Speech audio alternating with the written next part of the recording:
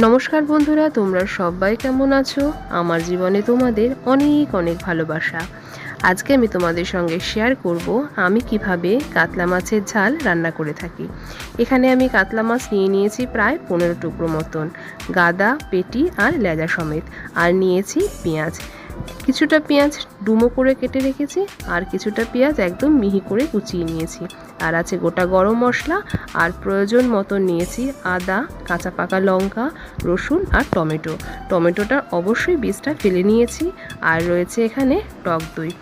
কাতলা মাছের এই টুকরোগুলোকে কিন্তু ভালো করে ধুয়ে নুন হলুদ মাখিয়ে বেশ কিছুক্ষণ রেখে দিয়েছি। মাছের মধ্যে যত বেশিক্ষণ নুন হলুদ ভালোভাবে বিদ্ধ হবে, মাছের টেস্ট কিন্তু তত বেশি হবে। আর আমরা মাছের ঝাল রান্না করতে সবাই পারি, কিন্তু আমি কিভাবে সাধারণত করে থাকি সেটাই তোমাদের সঙ্গে শেয়ার করছি। মাছের ঝাল বলে কথা, যেখানে মাছের ঝালের প্রশ্ন সেখানে কিন্তু বাঙালিয়ানা, আর বাঙালি রান্নাতে কিন্তু সর্ষের তেলের আধিপত্যটাই বেশি থাকে।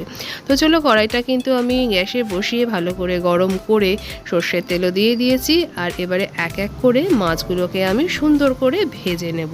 খুব বেশি লাল করেও ভাজবো না, আবার একটু কাঁচা কাঁচা অবস্থাতে রাখবো না, মিডিয়ামভাবেই ভেজে নেব। তার কারণ আমার খুব একটা বেশি কড়া মাছ ভাজাও বেশি ভালো লাগে না, আবার একদম কাঁচা কাঁচাও ভালো লাগে না। কিন্তু কিছু কিছু মাছ আছে যেগুলো কিন্তু আমি কাঁচা রান্না করে থাকি, তবে রুই কাতলা আমি একটু বেশ লাল লাল করেই ভেজে খেতে বেশি পছন্দ করি। আর যেটা বলেছি তোমাদেরকে সঙ্গে একটা টিপস শেয়ার করব, তো চলো সেই টিপসটাও শেয়ার করি। তার আগে কিছুটা মশলা করে নিই। চলো, এই যে ডুমো ডুমো করে আমি পেঁয়াজটা কেটে রেখেছি, এই পেঁয়াজটাকে কিন্তু আমি এবারে পেস্ট করে নেব। ওদিকে কড়াইতে কিন্তু আমার মাছ ভাজা হচ্ছে। টিপসটা হলো এই মাছ ভাজা তোলাটা নিয়ে। আমরা বেশিরভাগ ক্ষেত্রে অনেকে করে থাকি যে কোনো কিছু ভাজা, সে মাছ ভাজা বলে নয়, যে কোনো কিছু ভাজা যখন হয়ে যায়, ভাজাটা তোলার সময় আমরা কিন্তু কড়াইয়ের গা দিয়েই কিন্তু ভাজাটাকে তুলে নিই। সেক্ষেত্রে কি হয়, এই যে তেলটা থাকে এবং তেলটা গড়িয়ে কিন্তু পড়ে, কড়াইয়ের মধ্যেও যেরকম পড়ে, কড়াইয়ের বাইরেও কিন্তু ঠিক ততটাই পড়ে। আমরা সেদিকে হয়তো অতটা খেয়াল করি না। এই যে এতক্ষণ ধরে রান্নাটা হয়ে থাকে, কড়াইয়ের বাইরে যে তেলটা গড়িয়ে পড়ে সেটাও কিন্তু পুড়ে যায়, তখন কিন্তু মাজার সময় একটু অসুবিধা হয়, পোড়া দাগটা সহজে যেতে চায় না।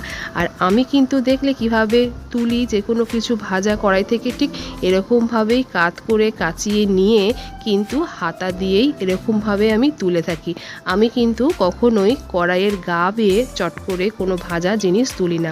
এটা আমার মায়ের থেকেই শেখা। আমার মায়ের বক্তব্য ছিল, আমার বিয়ের আগে আমি যেটা দেখেছি, আমাদের বাড়িতে যে হেল্পিং হ্যান্ড ছিলেন তার কাছে মা বলতেন যে তারা কিন্তু পেটের দায়ে 5 বাড়িতে কাজ করে খায়, 5 বাড়িতে 5খানা কড়াই মাজতে হয়। আমার বাড়ি শুধু কড়াইটা মাজলে চলবে না, আরও অনেকের বাড়িতেই কড়াইটা মাজতে হবে ঠিক পরিষ্কারভাবে। তো আমি যদি নিজে যদি একটু ঠিকভাবে রান্নাটা করি বা কাজ করে থাকি, তার একটু হলেও সুরাহা হবে।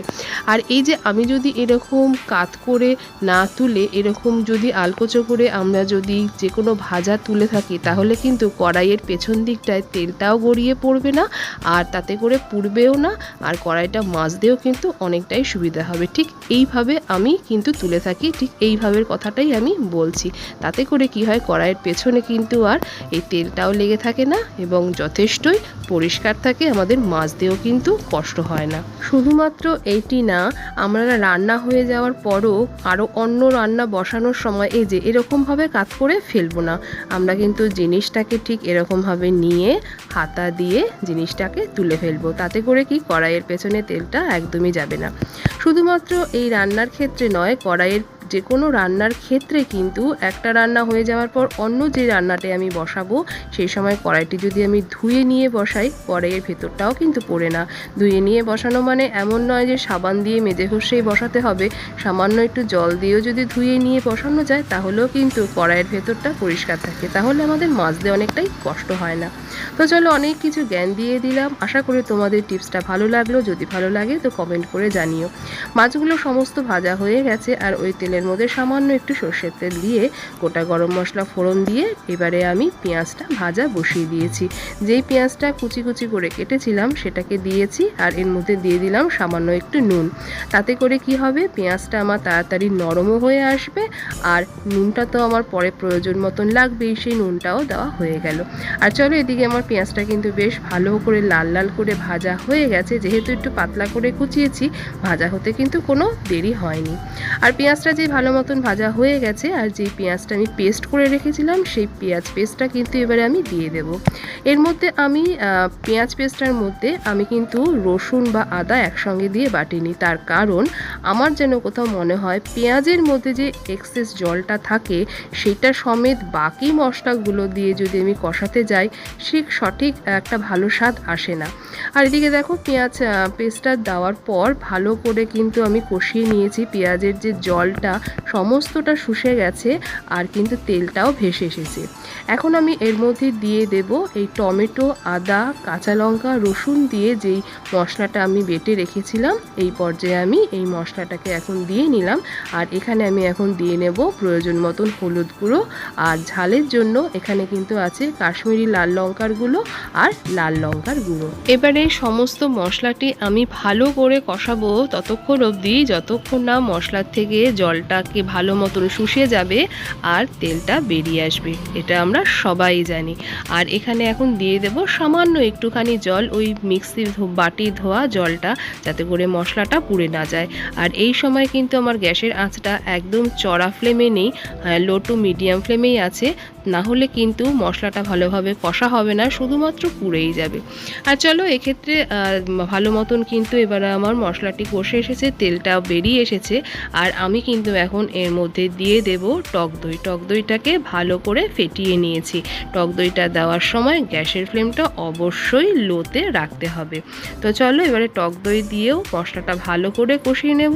আর যেহেতু টক দই স্বাদ ব্যালেন্সের জন্য কিন্তু আমি দিয়ে দেব কিছুটা মতন চিনি। আর এই চিনি দিয়ে এবারে মশলাটা ভালো করে কষিয়ে নেব ততক্ষণ অবধি যতক্ষণ না তেলটা ভালোভাবে বেরিয়ে আসছে।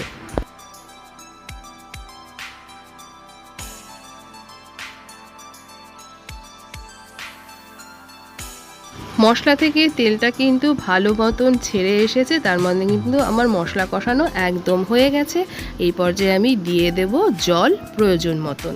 এখানে তোমরা অবশ্যই গরম জল ইউজ করবে, কিন্তু আমি এখানে নর্মাল জলই ইউজ করেছি। তবে জলটা এই 2 বাটি দিলাম, মানে যে টক দই ফেটিয়েছিলাম যে বাটিতে, সেই বাটির 2 বাটি জল দিলাম। যেহেতু আমার এখানে মাছের পরিমাণটা অনেকখানি আছে, মাছগুলো যাতে ভালোভাবে এই ঝোলের মধ্যে ডুবে একটু ফুটতে পারে, সেই অনুপাতে আমি কিন্তু ঝোলটাকে দিলাম। আর ঝোলটা যেই ভালো মতন ফুটে উঠেছে, এবারে চলো এক এক করে সমস্ত মাছগুলো আমি দিয়ে নিই। এই কাতলা মাছের ঝাল যেমন গরম ভাত দিয়েও অসম্ভব সুন্দর লাগে, তেমন কিন্তু পোলাও বা ফ্রাইড রাইসের সঙ্গেও ভীষণই সুস্বাদু লাগে খেতে। তবে এটি কাতলা মাছ দিয়ে না করে কিন্তু রুই মাছ দিয়ে করলেও অসম্ভব সুন্দর হয় খেতে। আর এই ঝালটাকে, মাছের ঝালটাকে আরও সুস্বাদু করতে দিয়ে দিলাম ওই থালা ধোয়া জল, যে থালাটার মধ্যে আমি মাছ ভাজাগুলোকে রেখে দিয়েছিলাম। আর খানিকক্ষণ ফুটে আসলেই কিন্তু আমি এই মাছের ঝালটা নামিয়ে ফেলবো। চলো, এখানে আমার ঝোলটা কিন্তু অনেকখানি গাঢ় হয়ে এসেছে। এবারে একটুখানি সুন্দর করে ঘুরিয়ে দিই। আর এরকমভাবে কিন্তু আমার মাকে দেখতাম কড়াইটা সমেত সুন্দর করে এরকমভাবে ঘুরিয়ে দিত, তাতে করে কিন্তু মাছের ঝোলটা বেশ ভালো মতন ঘন হয়ে আসতো, দেখতে লাগতো খুব সুন্দর। আর আমার কিন্তু কাতলা মাছের ঝাল একদম রেডি। চলো, এটিকে আমি এবারে পরিবেশন করে দিচ্ছি। রান্নার সময় যখন টেস্ট করেছিলাম যে আর নুন মিষ্টি ঝাল লাগবে কি না, খেয়ে দেখেছিলাম অসম্ভব সুন্দর লাগছে। তবে মিস করছিলাম ধনেপাতাটিকে। ধনেপাতাটি যেহেতু নেই, তো কি করা, যা আছে সেই দিয়েই মানিয়ে নিতে হবে। আর তোমরা কিন্তু রান্নার সময় যদি পারো তো একটু ধনেপাতার ব্যবহার করো। আসলে আমি ধনেপাতার লাভার, তো ধনেপাতাটাকে ভীষণভাবে মিস করি। তো চলো, তোমাদের সবার জন্য কিন্তু কাতলা মাছের ঝাল একদম রেডি। যদি ভালো লাগে তো ভালোবেসে একটা লাইক করে দিও, কমেন্ট করে জানিও তোমাদের ভিডিওটা কেমন লাগলো। তোমরা সবাই ভালো থেকো, সুস্থ থেকো, সাবধানে থেকো। আবার দেখা হবে তোমাদের সঙ্গে অন্য আরেকটি নতুন কোনো ভিডিওর সঙ্গে।